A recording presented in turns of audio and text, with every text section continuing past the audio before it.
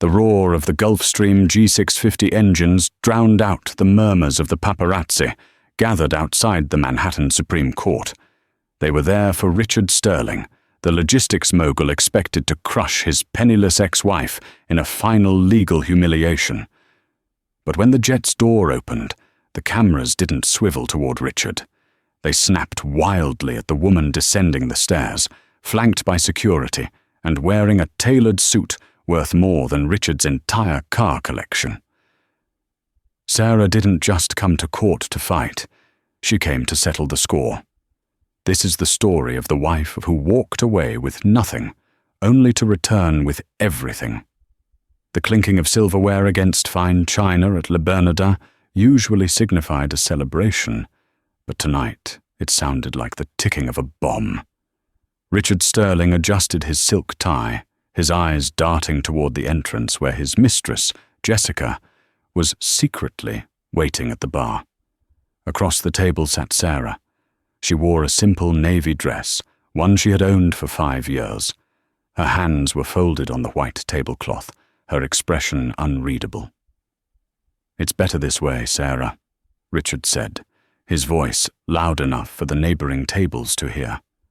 He wanted witnesses. He wanted the narrative to be clear. He was the benevolent tycoon, and she was the burden he was finally shedding.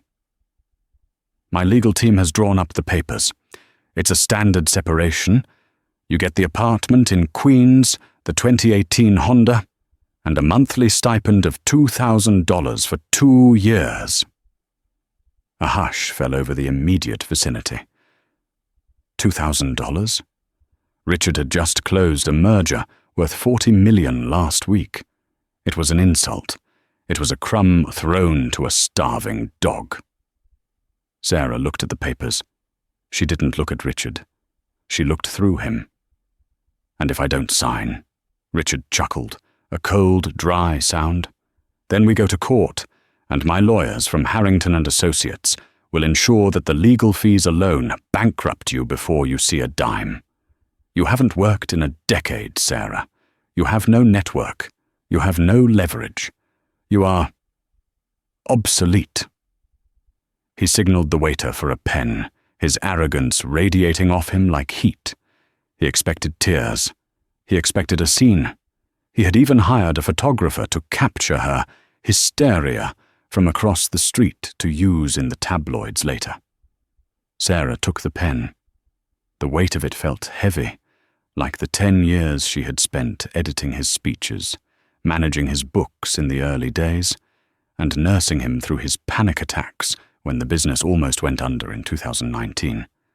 Nobody knew about that. To the world, she was just the quiet housewife who got lucky marrying a visionary. "I don't want the Queen's apartment," Sarah said softly. Richard rolled his eyes. "Here we go. Agreed. Typical. And I don't want the stipend, or the car." Richard paused, his brow furrowing. "Excuse me?" Sarah flipped to the final page of the decree. She crossed out the assets section with a single, firm line. Then she wrote a swift sentence in the margin. "I, Sarah Sterling, waive all rights to alimony and assets." She signed her name. "I want a clean break, Richard. I want my maiden name back, and I want you to never contact me again." She slid the papers across the table. The restaurant was dead silent now. Even the waiters had stopped moving. Richard stared at the document, his mouth slightly agape. This wasn't in the script. She was supposed to beg. She was supposed to fight so he could crush her. Walking away with nothing? It unnerved him. It robbed him of his victory. "You're bluffing," he sneered, though his voice wavered. "You'll be on the street in a month." "That's my problem," Sarah said, standing up. She picked up her worn purse. "Goodbye, Richard." She walked out of the restaurant with her head high. She didn't look at Jessica, who was smirking by the bar. She didn't look at the photographer outside. She walked 2 blocks until she turned a corner, leaned against the cold brick of a bodega, and finally let her hands shake. She had exactly $400 in her checking account. She had no home to go to, having moved out of their penthouse that morning. She had nowhere to sleep. But she had her pride, and she had a secret. Sarah pulled her phone from her purse. It was an old model with a cracked screen. She scrolled past the contacts of friends who had stopped calling her the moment the divorce rumors started. She scrolled past her own mother, who had told her to stick it out for the money. She stopped at a number saved simply as the old man. She hovered her thumb over the call button. 10 years ago, she had made a promise never to use this number unless it was a matter of life and death. She looked at the darkening New York sky. It looked like rain. "Not yet," she whispered to herself. "Not until I have no other choice." She put the phone away and headed toward the subway. She would sleep at a 24-hour diner tonight. The war had started, and Richard thought he had already won. He had no idea he had just armed his greatest enemy. 3 months had passed since the night at Le Bernardin. Richard Sterling's life was, on the surface, perfect. With Sarah gone, he had rebranded. He was the eligible billionaire bachelor. He was dating Jessica openly now, and she fit the part. Young, glamorous, and hungry for the spotlight. They were staples on page 6, attending galas at the Met and charity auctions in the Hamptons. But inside the glass walls of Sterling Logistics, things were rotting. "Where are the projection files for the Q3 merger?" Richard barked, throwing a file onto his mahogany desk.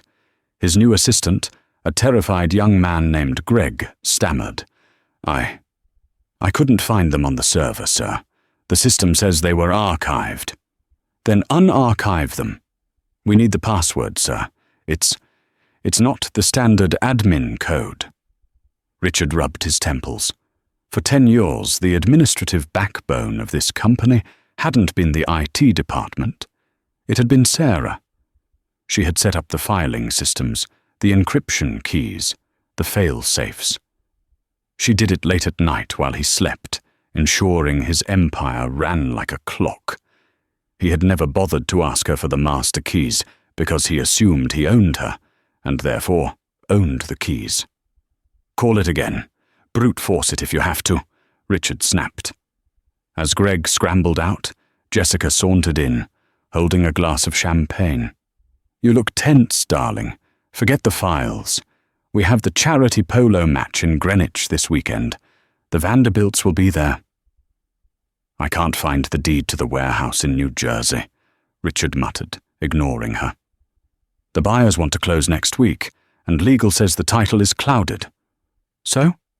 Buy them off," Jessica said dismissively, checking her reflection in the window. "You're Richard Sterling." "It's not about money, Jessica. The deed was in a trust. The Sarah Miller Trust." Jessica froze. "You said she signed away everything." "She did!" Richard slammed his hand on the desk. "She signed the divorce decree waiving assets, but the warehouse, my father put that warehouse in her name 15 years ago to dodge a tax audit. Technically, she still owns the title until she signs a specific transfer deed. The divorce decree was general. This needs a specific signature." "So call her," Jessica laughed. "She's probably living in a gutter. Offer her $5,000. She'll crawl on her knees to sign it." Richard smirked. Jessica was right. He had heard rumors. Sarah was working as a dishwasher at a diner in the Bronx. It was pathetic. He picked up his phone and dialed the number he hadn't thought about in months. It went straight to voicemail. He tried again. Voicemail. Irritated, he sent a text. "Need a signature on an old document. Will pay $5,000. Meet at my office tomorrow at 9 a.m. Don't be late." He waited. No reply. By the next morning, there was still no reply. Richard was fuming. He needed that warehouse sold to cover the liquidity issues caused by his lavish spending on Jessica. "She's playing games," Richard growled. "She wants more money." "Then sue her," Jessica said, her eyes gleaming with malice. Drag her to court. Accuse her of, I don't know, embezzlement, fraud. Make her look like a criminal holding your property hostage. If she's broke, she can't defend herself. You'll get a default judgment, and the judge will transfer the title to you." Richard smiled. It was cruel. It was excessive. It was perfect. "Get Harrington on the phone," Richard ordered Greg. "We're filing a lawsuit against Sarah Miller. I want to sue her for the title, plus damages for emotional distress and business interference. Let's make sure she never works in this city again."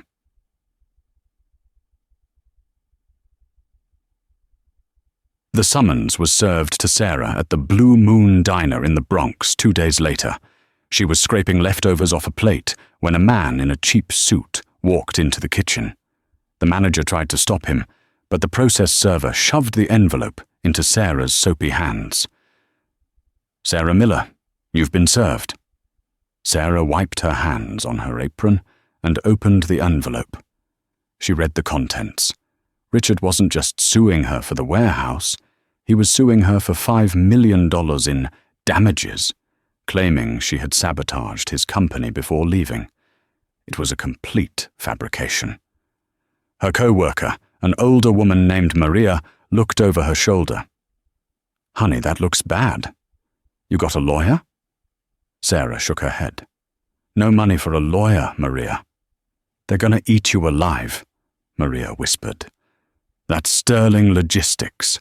I see his face on the news. He's a monster." Sarah looked at the court date. It was in 48 hours. An emergency hearing. Richard had pulled strings with a judge he played golf with to expedite it. He wanted to blindside her. She finished her shift in silence. She walked back to the tiny studio apartment she was subletting, a room with no heat and a window that didn't close. She sat on the mattress on the floor and looked at the lawsuit. He wanted to destroy her. He wasn't satisfied with her leaving. He wanted to erase her.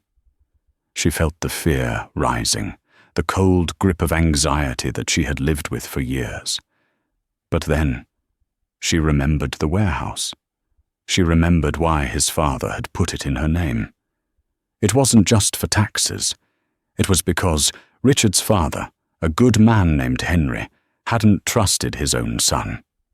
Henry had told her, "Keep this safe, Sarah. It's the only leverage you'll ever have against his greed." Sarah realized she couldn't win this with silence anymore. Silence was what Richard counted on. She reached into her bag and pulled out the old phone. She plugged it in. It hummed to life. She dialed the number. The old man. It rang once, twice. "Hello?" a voice answered. It was deep, raspy, and sounded like gravel crunching under tires. It wasn't the voice of a secretary. It was him. "Mr. Blackwood?" Sarah's voice trembled slightly. There was a pause on the other end. A long, heavy silence. Then a shift in tone, from suspicion to warmth. "Sarah? Is that you, child?" "It's me. It's been 10 years. I thought you forgot about the old man whose life you saved in Vienna." "I never forgot," Sarah said, tears pricking her eyes. I hoped I wouldn't need to ask for the favor." "You never need to ask. You commanded it the day you pulled me out of that wreckage. What do you need?" "I'm in trouble, Arthur. My ex-husband, he's trying to bury me. I have court tomorrow at the Supreme Court of New York. I have no lawyer, I have no money, and he has the best firm in the city." Arthur Blackwood laughed. It was a low, terrifying rumble. Arthur Blackwood wasn't just a billionaire. He was the man billionaires called when they were in trouble. He was the shadow investor behind half the tech industry, a man who hadn't been photographed in public since 1995. "He has Harrington and Associates?" Arthur asked. "Yes." "Cute," Arthur said. "Be at the Teterboro airport at 7 a.m. tomorrow. Do not bring clothes. We will handle that on the plane." "The plane?" Sarah asked. "But the court is in Manhattan." "Exactly. Arthur said. "And we are going to make an entrance. Sarah, tomorrow, you are not the victim. Tomorrow, you are the queen returning to burn the castle down. Get some sleep." The line went dead. Sarah stared at the phone. For the first time in months, she didn't feel like the mouse. She felt like the trap.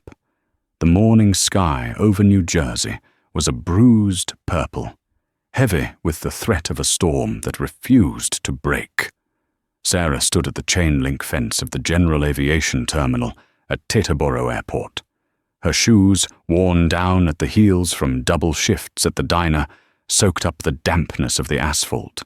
She clutched her thin coat tighter, shivering not from the cold, but from the terrifying magnitude of what she was about to do. She looked out of place. A security guard in a neon vest began walking toward her, his hand hovering over his belt, ready to ask the woman in the faded clothes to move along.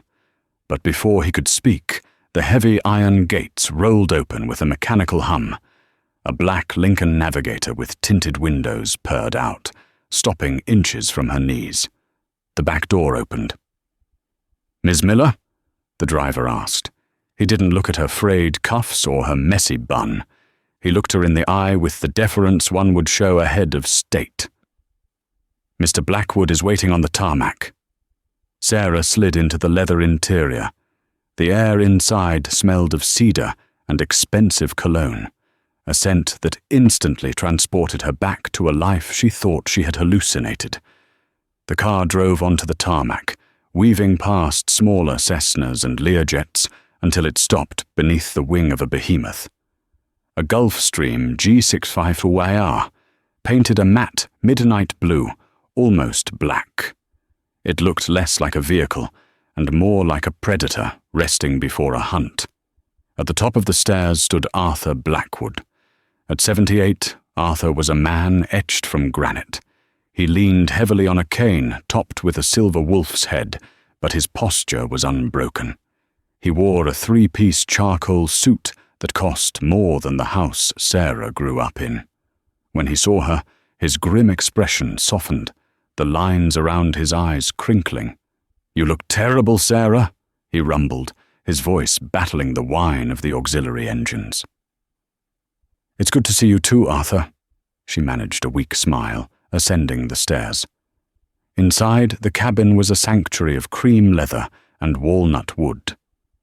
Arthur gestured for her to sit opposite him.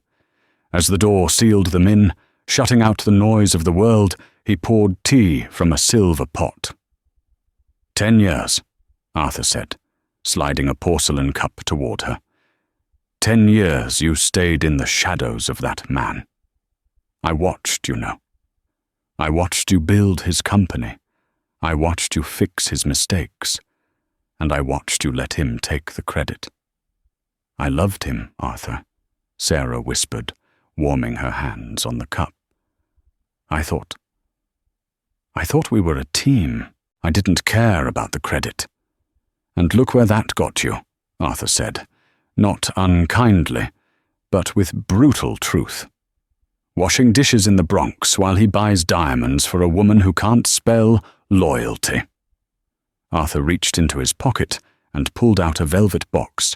He placed it on the table. You saved my life in Vienna, Sarah.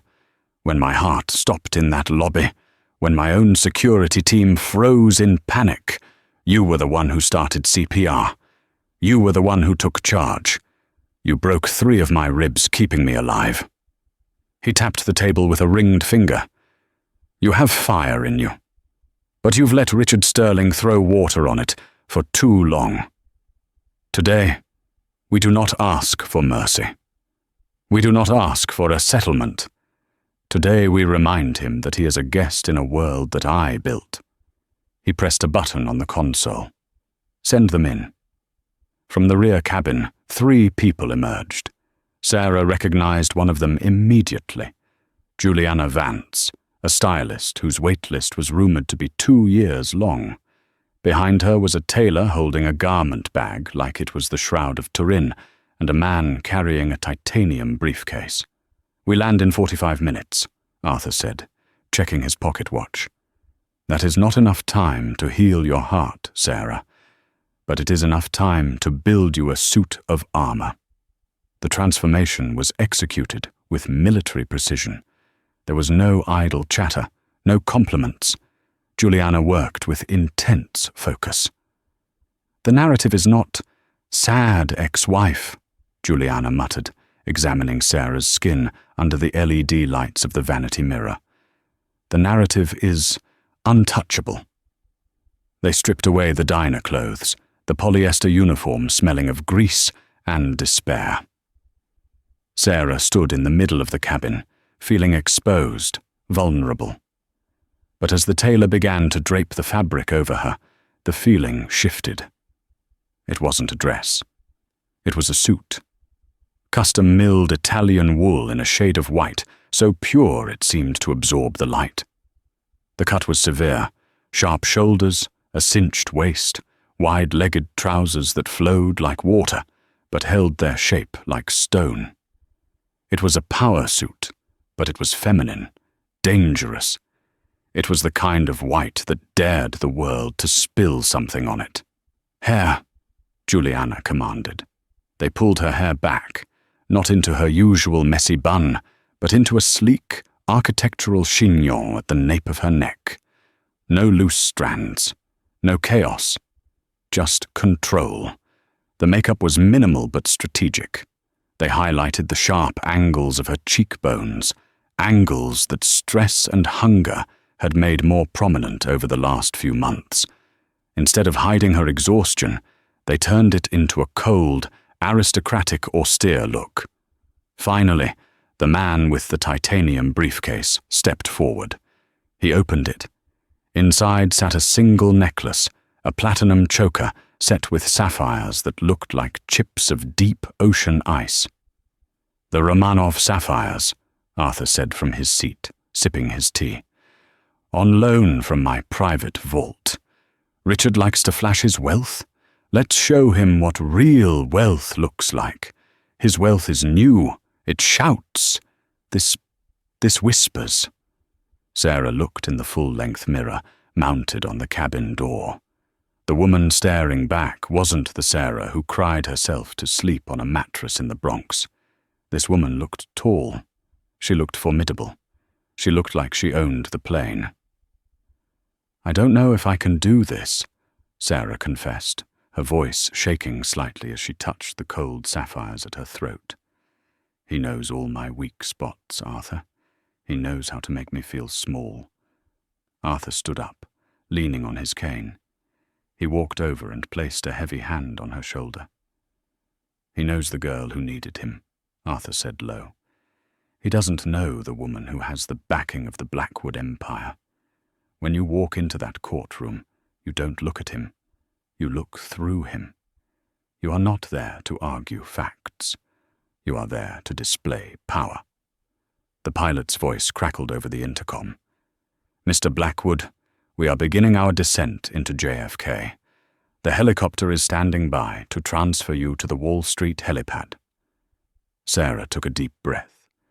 She felt the wool of the suit, the weight of the gems, the history of the man beside her. She straightened her spine. The shaking in her hands stopped. "Let's go," she said. The steps of the New York County Supreme Court on Center Street were a chaotic theater of flashbulbs and shouting.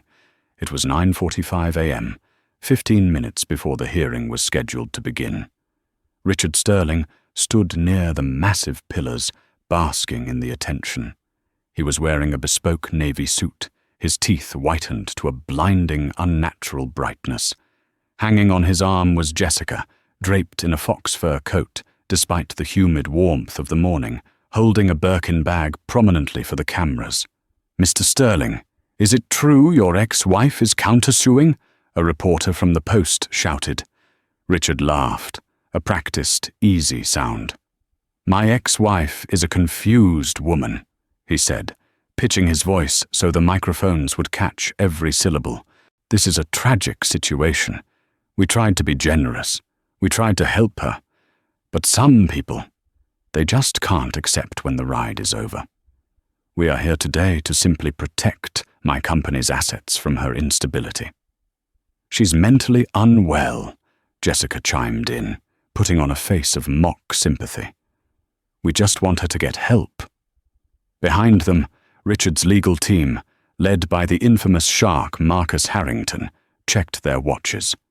"She's not here," Harrington muttered, looking at the street.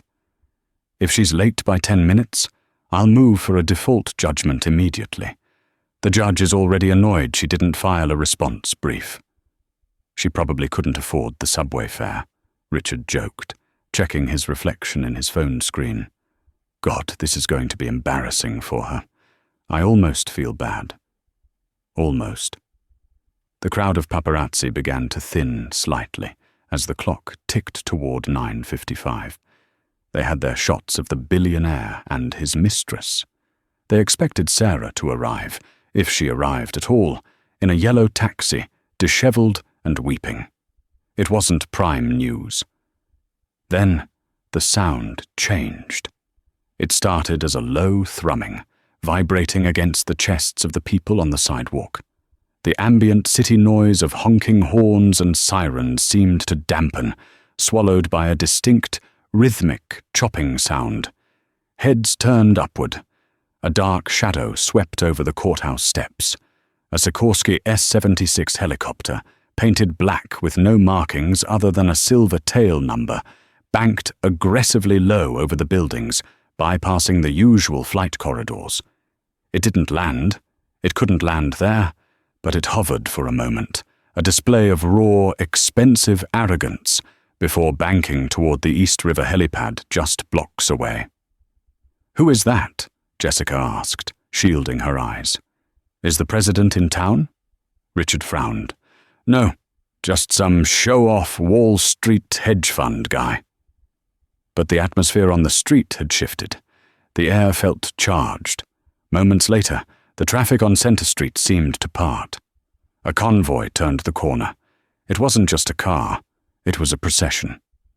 2 blacked-out Cadillac Escalades with government-grade strobe lights led the way, forcing delivery trucks and taxis to the curb. Sandwiched between them was a vehicle that made Richard's Bentley look like a toy. It was a Rolls-Royce Phantom Watt, extended wheelbase, painted in a two-tone silver and gunmetal grey. The spirit of ecstasy on the hood was solid, illuminated crystal. It moved with the heavy, silent grace of a shark gliding through water. The convoy halted directly in front of the press barrier. The sheer size of the vehicles blocked the sun, casting a shadow over Richard and Jessica. "Who the hell is this?" Harrington asked, stepping forward, annoyed that his client was being upstaged. The side doors of the lead Escalade burst open. 4 men in identical dark suits spilled out. They didn't look like police. They didn't look like mall security. They had earpieces and the distinct, scanning gaze of private military contractors. They formed a perimeter around the Rolls-Royce, pushing the paparazzi back with efficient, wordless force. The crowd went silent. The shutter clicks stopped for a split second, everyone holding their breath. One of the guards, a giant of a man, opened the rear suicide door of the Phantom. A pair of stiletto heels, sharp as daggers, touched the pavement. Sarah rose from the car. A collective gasp rippled through the crowd. The cameras went berserk, the flashing lights creating a strobe effect that was almost blinding. She stood at her full height, the white Italian wool suit glowing against the grime of the city street. The jacket was buttoned once, creating a silhouette that was razor-sharp. Her hair was pulled back so tight it emphasized the severe, regal beauty of her face. But it was the necklace that caught the light, and the breath of everyone present. The sapphires at her throat were enormous, dark blue abysses that signaled a level of wealth Richard Sterling could only dream of. She didn't look at the cameras. She didn't smile. She adjusted her cuffs with a slow, deliberate movement. Then the passenger door opened, and Arthur Blackwood stepped out, leaning heavily on his cane. Richard's face went the color of ash. He grabbed Harrington's arm, his grip bruising. That's Arthur Blackwood," Richard stammered, his voice cracking. "That's the Blackwood group. He's dead. Rumors said he was dead." "He doesn't look dead," Harrington whispered, fear creeping into his tone. "He looks like he's coming for a funeral. Yours." Arthur stood beside Sarah. He didn't take her arm. He stood a respectful distance away, signaling that she was the principal, and he was merely the artillery. Sarah turned her head slowly. Her eyes locked onto Richard. For 10 years, Richard had seen eyes that looked at him with adoration, then fear, then sadness. He had never seen this. These were the eyes of a stranger. They were cold, flat, and utterly devoid of fear. She began to walk up the steps. The crowd parted for her like the Red Sea. The security team formed a wedge, clearing a path straight to where Richard and Jessica stood, blocking the entrance. Richard tried to compose himself. He puffed out his chest. "Sarah," he started, trying to sound condescending, "I see you found a sponsor. Very cute outfit." Sarah didn't stop. She didn't slow down. She walked straight toward him. Richard flinched, stepping back involuntarily. Jessica, sensing the shift in power, scurried behind Richard's shoulder, clutching her bag like a shield. Sarah stopped on the step just above Richard. She looked down at him. For the first time, the height difference seemed reversed. She loomed over him. "Excuse me," Sarah said. Her voice was low, calm, and carried perfectly in the silence. "You're in my way." Richard opened his mouth to retort, but no words came out. He looked at Arthur Blackwood, who was staring at him with the look a human gives a cockroach before stepping on it. Richard stepped aside. Sarah walked past him, the scent of her perfume, something rare, woody, and expensive, lingering in the air behind her. She didn't look back. She marched through the heavy bronze doors of the Supreme Court, her heels clicking a rhythm of war on the marble floor. Outside, the reporters turned their microphones toward a stunned Richard. "Mr. Sterling, who is she wearing? Mr. Sterling, is it true she's backed by Blackwood Capital? Mr. Sterling, are you going to lose the company?" Richard stared at the closed doors, his hands trembling. The script had been flipped. He had come here to evict a beggar. He was about to realize he had just invited a queen to an execution. Inside the courthouse lobby, the air was cool and still. Sarah stopped for a moment, her heart hammering against her ribs, hidden beneath the wool and silk. Arthur stepped up beside her.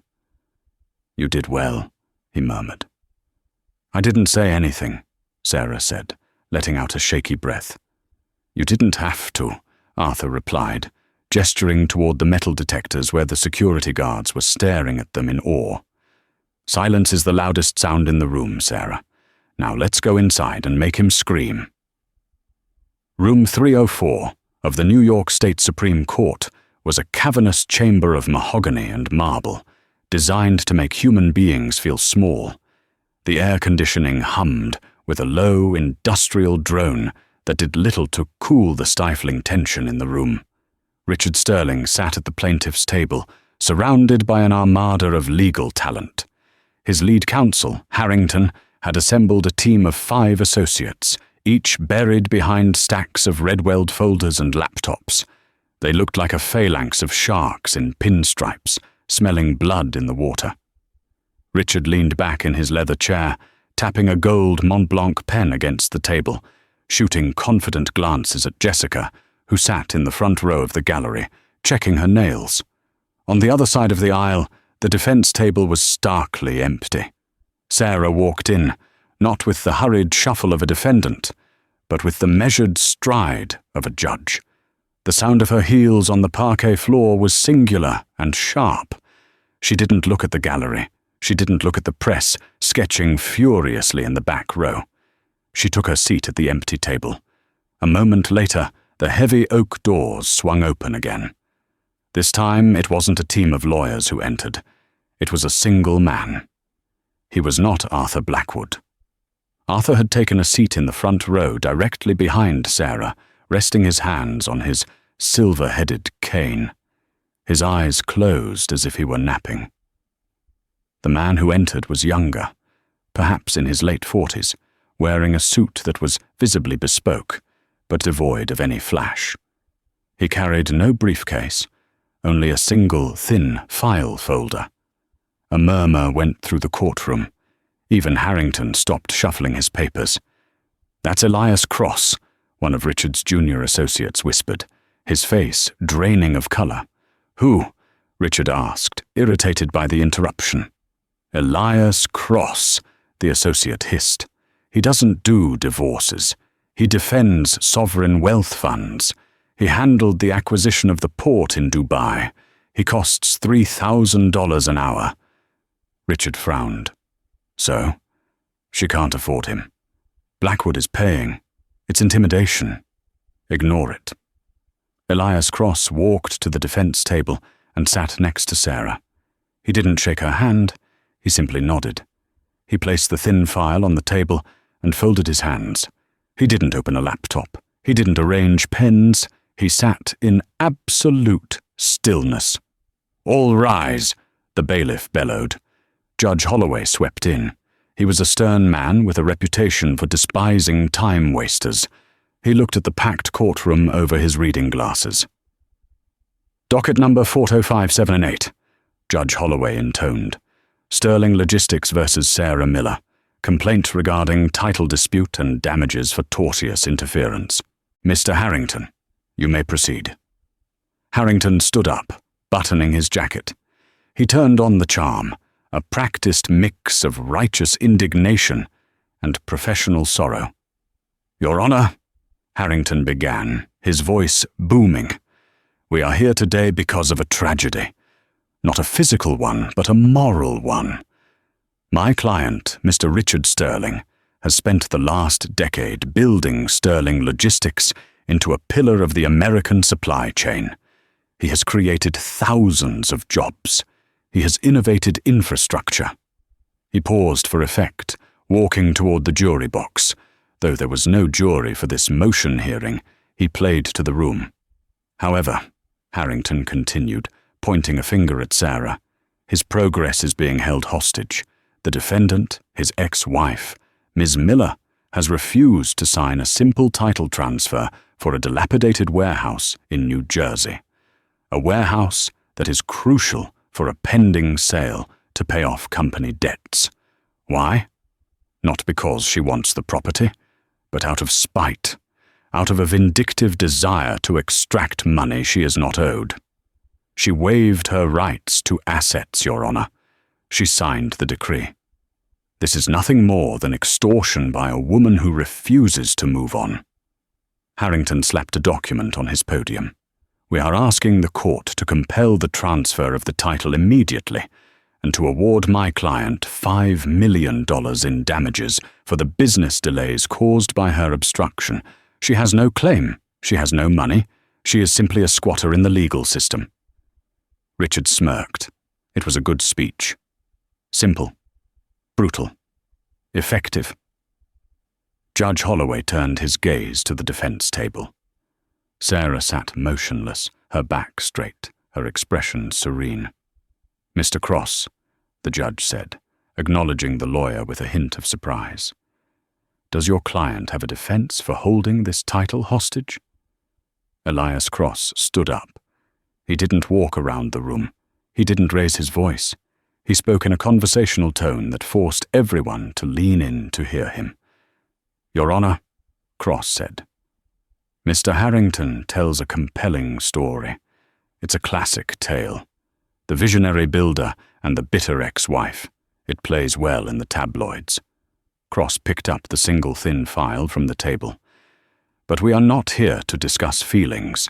We are here to discuss facts. And the fact is, my client is not holding the warehouse hostage."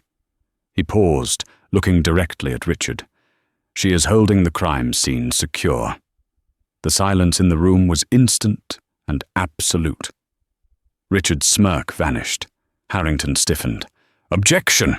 Harrington barked. "Inflammatory language. There is no crime scene. This is a property dispute." "Sustained," Judge Holloway said, though he leaned forward, intrigued. "Watch your words, Counselor." "I apologize, Your Honor," Cross said smoothly.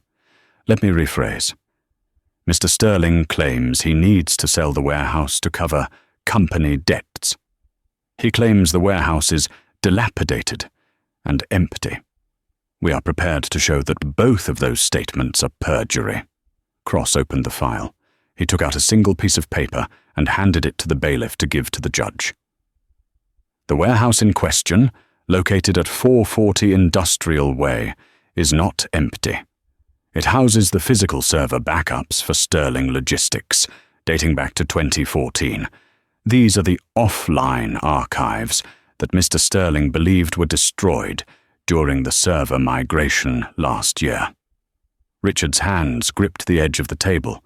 His knuckles turned white. He stared at the piece of paper in the judge's hand as if it were a poisonous snake. "And why does this matter?" Judge Holloway asked, scanning the document. "Because, Your Honor," Cross said, his voice dropping an octave, becoming colder. "Mr. Sterling isn't trying to sell the warehouse to a third party. The buyer listed in his filing is Omega Holdings LLC, a shell company registered in the Cayman Islands 3 weeks ago." Cross turned to look at Richard. "My client didn't sign the transfer, Your Honor, because she knows that Omega Holdings is owned by Richard Sterling. He isn't selling the property. He is trying to launder it, and he is trying to destroy the evidence inside it." The courtroom erupted. Reporters were typing frantically on their phones. Jessica gasped audibly from the gallery. Harrington was on his feet, his face a mask of fury. "This is preposterous!" Harrington shouted over the noise. "Conjecture! Conspiracy theories! My client has no connection to Omega Holdings." Judge Holloway banged his gavel, the sound cracking like a gunshot. "Order! Order in this court!" When the noise subsided, the judge looked at Richard Sterling. The billionaire was sweating now, a sheen of perspiration visible on his forehead, despite the cool room. "Mr. Harrington," the judge said, his voice dangerously low, "does your client own Omega Holdings?" "Absolutely not, Your Honor," Harrington lied effortlessly. He had to. He was too deep in. Sarah stood up. She didn't ask for permission. She simply rose, her white suit glowing under the court lights. She placed a hand on Elias Cross's arm, signaling him to pause. "Your Honor," Sarah said. Her voice was not the soft whisper Richard remembered. It was clear, resonant, and commanded authority. "Mr. Harrington is unaware of the truth because his client has lied to him, just as he lied to me." She reached into the inner pocket of her jacket and pulled out a small, black USB drive. "For 10 years, I didn't just run his household," Sarah said, looking at the judge. "I ran his back-end operations. Richard was the face. I was the architect. When he says the servers were migrated, he means he ordered the IT department to wipe the financial logs of the last 5 years. He wanted to erase the records of $40 million he siphoned from the company accounts to fund his lifestyle and his mistress." She gestured toward Jessica, who shrank back into the wooden bench. "But Richard is not a technical man," Sarah continued, a faint, cold smile touching her lips. "He didn't know that the system I built had a fail-safe, a dead man's switch. Every time a file is deleted from the main server, a copy is hard-written to the offline servers in the New Jersey warehouse, the warehouse he put in my name to avoid taxes." Richard jumped to his feet. "She's lying. She's crazy. That drive is fake." "Sit down, Mr. Sterling," the judge roared. Sarah walked around the table to the center of the aisle. She held up the drive. "This morning, at 8 a.m., forensic accountants from the Blackwood Group entered the warehouse with my permission as the legal owner, Sarah said. They imaged the servers. This drive contains the ledger. It shows the transfers to Omega Holdings. It shows the purchase of the jewelry Ms. Jessica is wearing today, paid for with company funds listed as logistical expenses. The color drained from Jessica's face. She instinctively covered the diamond necklace at her throat. And, Sarah added, delivering the final blow, it shows that the funds were siphoned from the employee pension fund. The heir left the room. Stealing from shareholders was one thing. Stealing from the workers was a public relations death sentence. It was the kind of thing that got people put in federal prison, not just sued. Harrington looked at Richard. The lawyer's eyes were wide with shock. He realized he had been led into a minefield. "Richard," he whispered harshly, "is this true?" Richard was hyperventilating. He looked at Sarah, pleading with his eyes. "Don't do this. We can make a deal." Sarah saw the look. She remembered the nights she stayed up fixing his spreadsheets while he slept. She remembered the humiliation at Le Bernardin. She remembered the $2,000 a month. She turned back to the judge. "I am not holding the title to hurt him, Your Honor. I am holding it because, under the corporate charter of Sterling Logistics, Article 4, Section B, any executive found to be embezzling company funds immediately forfeits their voting shares." Elias Cross stepped forward, handing the judge a thick, leather-bound book, the corporate charter. "If the evidence on this drive is authenticated," Cross said, "Mr. Sterling is no longer the majority shareholder of Sterling Logistics. The shares revert to the Treasury, to be held in trust." "In trust for whom?" the judge asked, flipping through the charter. Cross pointed at Sarah. "For the original guarantor of the company's initial loan, the person who put up their family home 10 years ago to start the business. Sarah Miller." The twist hung in the air like smoke. Richard let out a strangled sound. He collapsed back into his chair, putting his head in his hands. He had forgotten. He had been so arrogant, so sure of his own genius, that he had forgotten the beginning. He had forgotten that when no bank would touch him, Sarah had mortgaged the only thing she owned, her grandmother's house, to give him his start. And the contract she signed back then, the one he laughed at, had a clause. Protection. "Mr. Harrington," Judge Holloway said, closing the book. He looked furious. "I am going to recess this court for 1 hour. I want the original server logs from that warehouse brought to my chambers. And I strongly suggest you use this hour to consider a plea deal, because if what Ms. Miller says is true, this is no longer a civil matter. I will be referring this to the district attorney." The gavel banged. Pandemonium broke out. Reporters hurdled the benches to get to the aisle. Richard sat frozen, a statue of ruin. Jessica was already trying to leave, slipping out the back door, abandoning him. Sarah stood amidst the chaos, untouched. Arthur Blackwood opened his eyes, stood up, and tapped his cane on the floor. He walked over to the railing. "Well done," Arthur said, his voice cutting through the noise. Sarah looked at Richard one last time. He looked up at her, tears streaming down his face, his mascara. He had touched up his lashes for the cameras, running down his cheek. "Sarah," he choked out, "please, I'll give you anything. Half, I'll give you half." Sarah looked at him with pity. Not love. Not hate. Just pity. "I don't want half, Richard," she said softly. "I told you at the restaurant. I wanted a clean break. You're the one who insisted on court." She turned and walked toward the exit, Elias Cross and Arthur Blackwood flanking her. The paparazzi flashes exploded like fireworks, but this time they weren't capturing a victim. They were capturing the new CEO of Sterling Logistics. The heavy oak doors of the Supreme Court swung open, but this time the atmosphere was entirely different.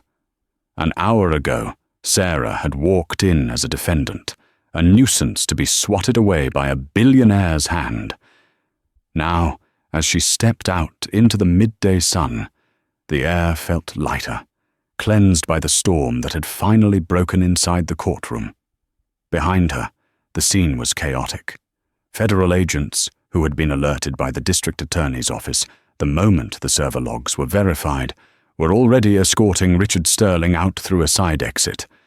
There were no cameras for him there. There was no fanfare. Just the cold, metallic click of handcuffs and the heavy hand of a marshal pushing his head down into the back of an unmarked sedan. The king of logistics was being transported not to a gala, but to a holding cell to face charges of securities fraud and embezzlement. Jessica was nowhere to be found. The moment the gavel fell, she had vanished, disappearing into the city to find a new host, leaving Richard to face the ruin alone. It was a predictable end to a transactional love. Sarah stood at the top of the courthouse steps. The press barrier was still there, but the shouting had stopped. The reporters stared at her with a mix of awe and trepidation. They sensed that asking about her outfit or her dating life was no longer appropriate. She wasn't a socialite. She was a titan. Arthur Blackwood stood beside her, leaning on his cane, a rare, genuine smile touching his lips. "The board of directors is calling," Elias Cross said, stepping up with a phone in his hand. "They want to know if you're coming in. The stock has plummeted 20% since the news broke. They need a statement to stabilize the market." Sarah looked at the phone, then at the city skyline. She saw the skyscraper where Sterling Logistics occupied the top 10 floors, a tower built on her credit, her work, and her silence. "Tell them I'll be there in an hour," Sarah said calmly. "And tell them to have Richard's office cleared out. I don't want a single trace of him left in the building." The ride to the headquarters was silent, but it was a silence of peace, not tension. When the Rolls-Royce pulled up to the glass tower, the employees were lined up in the lobby. They weren't there because they were ordered to be. They were there because they had heard the news. They had heard that the man who stole their pensions was gone, and the woman who used to remember their birthdays and fix their payroll issues was back. As Sarah walked through the lobby, a ripple of applause started. It wasn't polite applause. It was loud, relief-filled cheering. She saw Greg, Richard's terrified assistant, standing near the elevator, looking like he expected to be fired. Sarah stopped in front of him. "Greg, do you still have the keys to the archive room?" "Yes, Ms. Miller. I mean, Ms. Sterling," he stammered. "It's Ms. Miller," she corrected gently. "And I need you to order lunch for the whole floor, from the Blue Moon Diner in the Bronx. Tell them Sarah sent you, and tip them well." Greg smiled, the color returning to his face. "Yes, Ma'am." Sarah took the elevator to the top floor. She walked into the CEO's office, a room of glass and ego. She looked at the massive mahogany desk where Richard had signed the papers to destroy her. She looked at the view of the city he thought he owned. She didn't sit in his chair. Instead, she walked to the window. Arthur Blackwood entered the room behind her. He walked over to the liquor cabinet, poured 2 glasses of water, and handed one to her. "You know," Arthur said, looking out at the view. "You could sell it. You could liquidate the assets, take the money and live on an island. You've earned it." Sarah took a sip of the water. It tasted better than any champagne she had ever pretended to enjoy with Richard. "I thought about it," Sarah admitted. "But there are 3,000 people who work for this company, families who need those pensions back. If I sell, the vultures will strip it for parts. If I stay, I can fix it." "It will be hard work," Arthur warned. "Harder than the diner." "I'm not afraid of work, Arthur," Sarah said, turning to him. "I'm only afraid of being invisible. and I'm done being invisible." She walked over to the desk. She picked up the golden nameplate that read Richard Sterling, CEO, and dropped it into the wastebasket. It made a hollow thud. She sat down in the leather chair. It was too big for her, but she adjusted the height. She placed her hands on the desk, the sapphire ring on her finger catching the afternoon sun. "Elias," she called out to the lawyer standing in the doorway. "Get the legal team in here. We have a company to save." She wasn't the bitter ex-wife. She wasn't the victim. She was Sarah Miller, and she had finally arrived. Sarah's journey wasn't just about winning a court case. It was about reclaiming her identity. Richard Sterling thought he could discard her because he mistook her silence for weakness and her kindness for stupidity. He forgot that the foundation of his empire was built by her hands. In the end, Sarah didn't need $1 billion to be powerful. She needed the courage to stand up and speak the truth. She walked away with nothing, but she returned with the only thing that matters, her self-worth. It serves as a powerful reminder to never underestimate the person who knows where the bodies, or in this case, the servers, are buried. Wow, talk about a satisfying ending. I think we can all agree that seeing Richard get what he deserved was absolutely priceless. What did you think of Sarah's master plan? Would you have taken the company back, or would you have sold it and disappeared to an island? Let me know in the comments below. I read every single one. If you enjoyed this story of justice and revenge, please smash that like button and subscribe to the channel. It really helps me create more stories like this for you. Don't forget to hit the notification bell so you never miss an upload. Thanks for watching, and I'll see you in the next story.